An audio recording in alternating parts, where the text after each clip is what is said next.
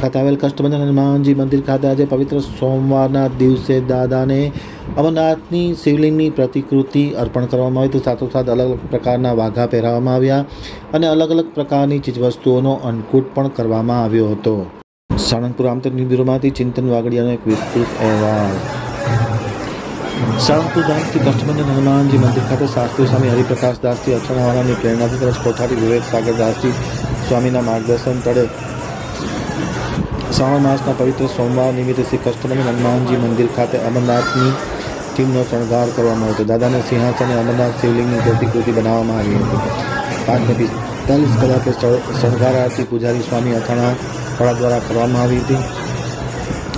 જ્યારે અનેક પ્રકારના થીમના વાઘા પણ પહેરાવવામાં આવ્યા. તો સોમવારનો દિવસ હોય કષ્ટભંજન હનુમાનજી મહારાજને અમરનાથની થીમવાળા વિશેષ વાઘા પહેરાવવામાં આવ્યા હતા. એક અઠવાડિયાથી મહેનતે કરી ભક્તોએ કરી અને સુરતથી મોકલ્યા હતા. દાદાના સિંહાસને અમરનાથ શિવલિંગની પ્રકૃતિ બનાવવામાં આવી હતી અને વાઘા પહેરાવવામાં આવ્યા હતા. સાથોસાથ અલગ અલગ પ્રકારનો અન્નકૂટ પણ કરવામાં આવ્યો હતો.